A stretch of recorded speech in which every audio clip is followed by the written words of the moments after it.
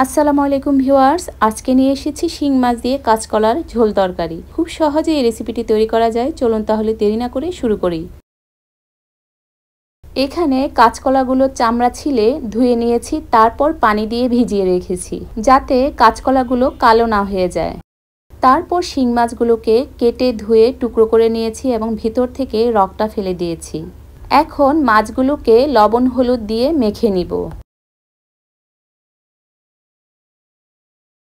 এরপর চুলায় প্যান বসিয়ে তেল দিয়ে দিলাম। তেল গরম হয়ে গেলে দিয়ে দিব 1 চা চামচ হলুদের গুঁড়ো। হলুদের গুঁড়োটা তেলের সাথে ভালো করে মিশিয়ে নিব।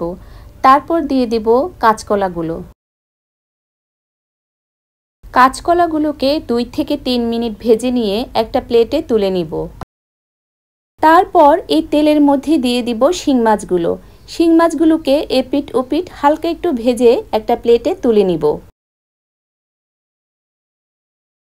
এরপর হাঁড়িতে যে তেলটা আছে এই তেলের মধ্যে দিয়ে দিব 2 টেবিল চামচ পেঁয়াজ কুচি। পেঁয়াজ কুচিটা হালকা একটু ভেজে নিয়ে দিয়ে দিব টুকরো করা কয়েকটা কাঁচামরিচ, 1 চা চামচ আদা রসুনের পেস্ট। আদা রসুনটা 1 থেকে 2 মিনিট কষিয়ে এরপর দিয়ে দিব 1 চা চামচ হলুদের গুঁড়ো, 1 চা চামচ ধনিয়ার গুঁড়ো, 1 চা চামচ জিরার গুঁড়ো এবং স্বাদ মতো লবণ।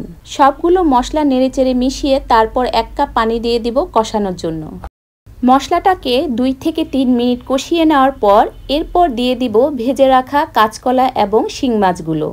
মশলার মধ্যে কাঁচকলা এবং শিং মাছগুলো কিছুক্ষণ কষিয়ে নিব। তারপর ঝোলের জন্য পানি দিয়ে দিব।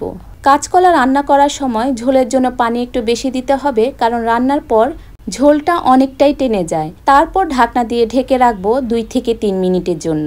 ঢাকনাটা তুলে এখন দিয়ে দিব গোটা কয়েকটা কাঁচামরিচ এবং ধনেপাতা কুচি। চুলাটা বন্ধ করে দিয়ে ঢাকনা দিয়ে ঢেকে রাখবো। এরপর পরিবেশন করে নিব। তৈরি হয়ে গেল সুস্বাদু রেসিপি কাঁচকলা দিয়ে শিং মাছের ঝোল তরকারি। রেসিপিটি ভালো লাগলে লাইক, কমেন্ট এবং শেয়ার করতে ভুলবেন না। সবাইকে অসংখ্য ধন্যবাদ। আল্লাহ হাফেজ।